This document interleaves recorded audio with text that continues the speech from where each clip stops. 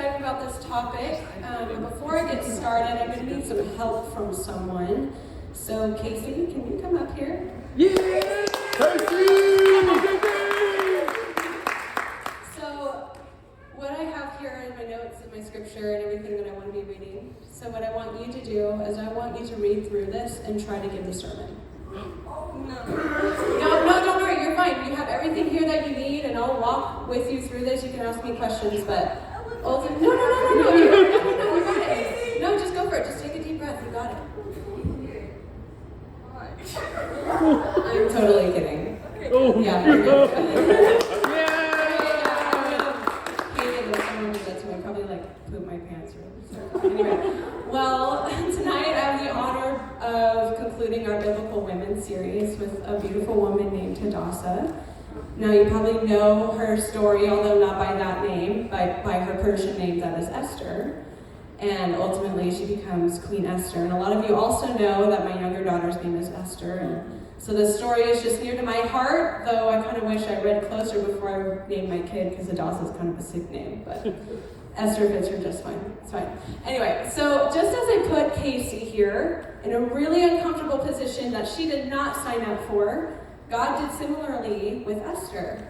But not only was it super uncomfortable, it was also dangerous and became life-threatening at one point. But God walks with her through this whole thing, and as you read the book of Esther, you see how he's constructed this beautiful story that ultimately ended with the deliverance of the Jewish people in Persia. But an interesting fact about this book is that God's not even mentioned at all. His name isn't mentioned at all in the book, and I think this is the only book I've ever read where the main character isn't mentioned. I just think that's really interesting. So who is Esther? Who's this lady? Our first introduction to her is in Esther 2:7, and it says Mordecai was a legal guardian of his cousin Hadassah, that is Esther, because she didn't have a mother or a father. The young woman had a beautiful figure, was extremely good looking, and when her father and mother died, Mordecai had adopted her as his own daughter. So we know two things so far about Esther. One is she's an orphan. Her parents died when she was at a young age, and her cousin took her in. And number two is she was a hot lady. She was a hot woman, beautiful figure, extremely good looking. Obviously important enough to not only mention it once in her introduction, but actually throughout the story, and it plays a part. So earlier I said that she becomes Queen Esther. How does that happen? I'm going to give you a quick rundown. I can't give you all the details, but there was a king named King Ahasuerus, also known as King Xerxes in the Greek.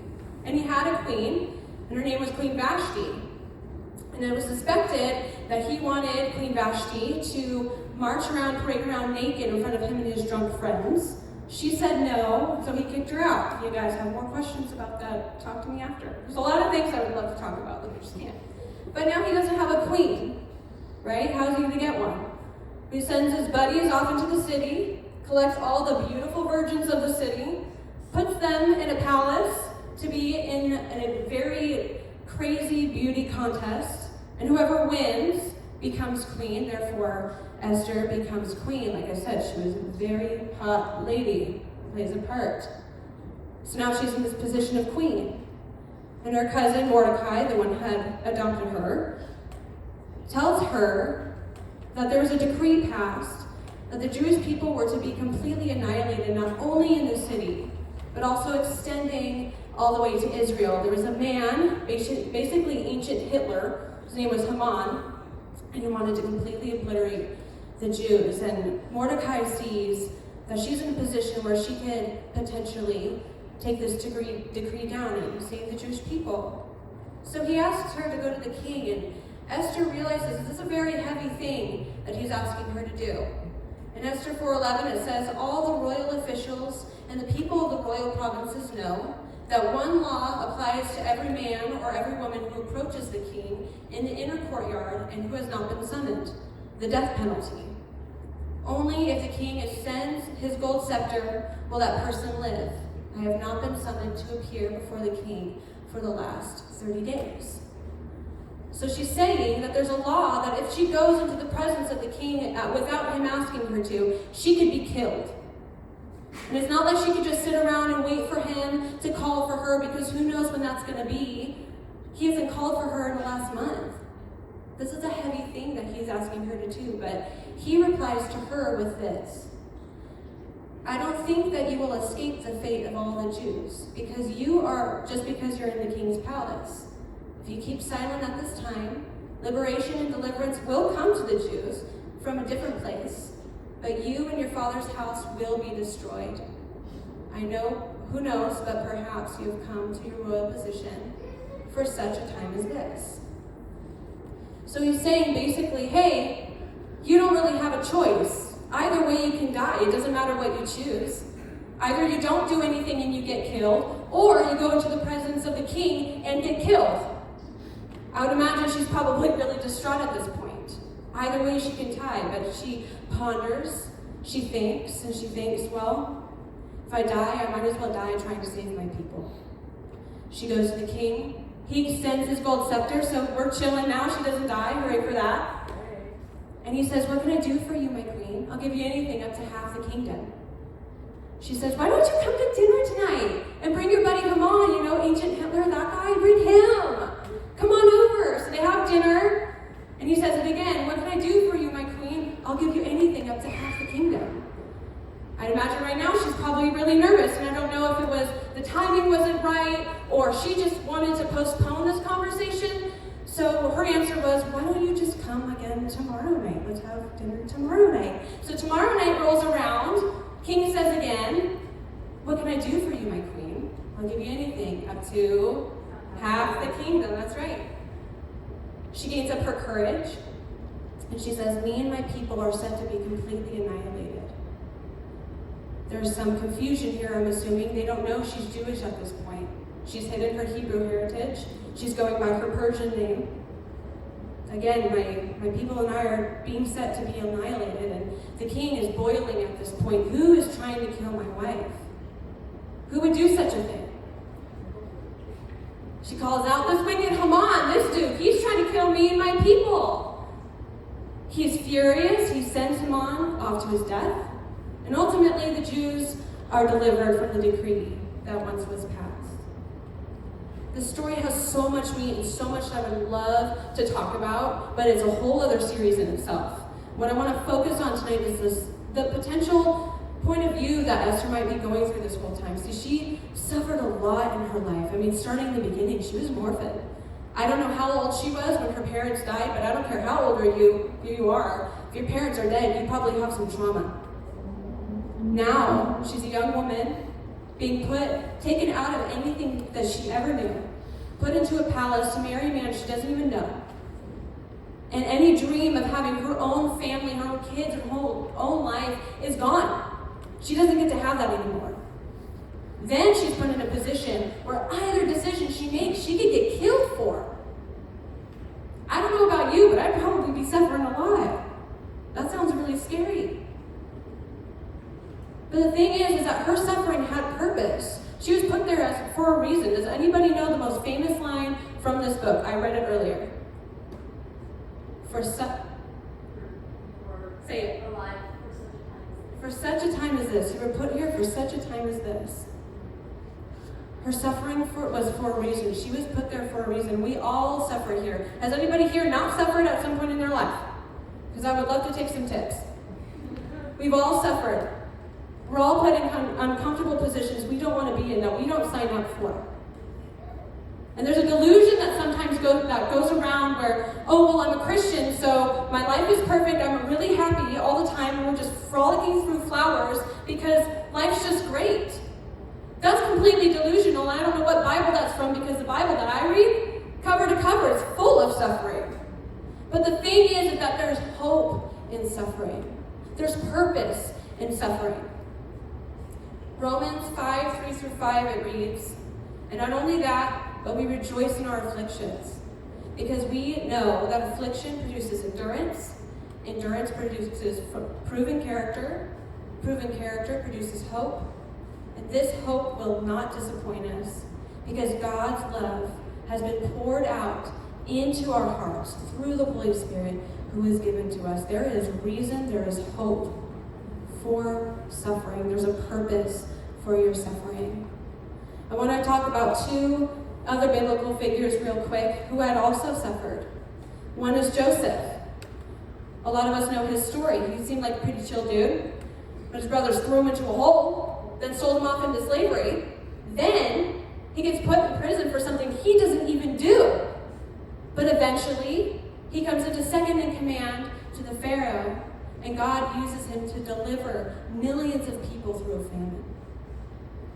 The second person I want to touch on, you guys might catch on to what I'm going with here, is Jesus, of course, right? Who suffered more than him? Who suffered more than him? I mean, he had to endure the fullness of God's wrath onto him on our behalf. But he was put in a position to where when he died and he resurrected, people gained deliverance from that. Now, I'm not saying that because there's hope in suffering that we should just pretend everything's okay. Don't get me wrong there, okay? You need to mourn and you need to grieve. You have sorrow. You need to feel that in order to fully heal and fully accept your trauma. And Jesus did this too. In Matthew 26:39, it says, going a little farther, he fell face down and prayed, "My Father, if it is all possible, let this cup pass from me, yet not as I will, but as you will." He's sweating blood in the garden, understanding what he's about to endure, understanding the amount of suffering that he's going to be going through. And when we're suffering, I think it's a very human thing, and most of us probably have done it, where we start questioning God. We start questioning his character, or whether he's even there, right? I would imagine there's probably moments that Esther did that. I mean, like I said, God's name isn't even mentioned in the book, and there's plenty of times where we feel like God isn't there. His name's not even there, right? And let me tell you, when I was your age, that was the worst time of my life. It's the reason why I'm so passionate about this ministry. This was the worst time in my life. And let me tell you that there were plenty of times where I cried in my room. And I was on my knees and saying, "God, are you even here? Do you even exist? Do you even care about me? Because if you did, I feel like you'd be helping me out here. I feel like you'd take me out. I didn't ask for this. I didn't do anything wrong. Why am I here? Why are you letting me go through this? Why do good things happen to bad people?" We always hear that all the time. It's not the fact that you're suffering, because that's going to happen. But there's a pattern in the Bible with these stories. You read the book of Esther, and you see that she's going through trauma, that she's suffering, and then she's put in a position, and then there's deliverance. You see Joseph, and you see that he went through suffering, and he was put in a position, and there was deliverance. And you see Jesus, who suffered the most that anybody ever did. On our behalf, if anybody doesn't deserve it, it's him. He deserved nothing, yet he endured the fullness of God's wrath for our sin and our burden. He carried that on the cross, and from his death and resurrection, there was deliverance. And I've seen in my life where I endured trauma, I endured suffering, and I didn't see God in the moment, but I've seen deliverance. I'm being put in a position to where God's using that suffering. There's hope in that. I didn't think God was there. I don't know if Esther thought God was there or not, but we can look through her story and see where God was. We didn't hear his name, but we saw how he was working. And I see that in my life. I saw how God was working.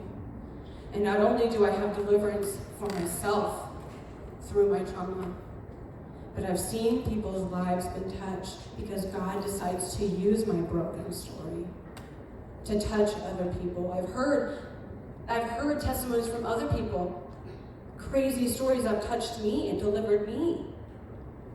So my question for you, and my challenge for you is that yes, you are suffering. Yes, you're having a hard time. Are you going to let God use that? Or are you going to just sit and be angry? Because we have two options here. We can sit on our bed and we can curse at God. Or we can sit on our bed and we say, "God, I'm suffering right now. I'm having a hard time. And if you can take this cup from me, if you can take this away, I pray that you do, but if it's not in your will, if this is in your will, then I pray that you give me the strength to endure this. I pray that you give me people in my life that can help me. And I look forward to what you have in store for this. Let God work through your suffering. Let God work in your broken story. We all have him. We all have him. I have 4 questions for you guys tonight. Number 1, when something bad happens, what's your go-to thought process? Are you automatically angry? Are you numb? Where do you go to in that? Number 2, what hard situations in your life have you felt abandoned by God? Do you feel like those situations can be used in the future? Number 3, how has God used an uncomfortable or traumatic situation in your life? I would love to hear that testimony if you're willing to share that. And number 4, what can be a way to start changing perspective in reaction to life's rough patches? So go ahead and break out into your groups.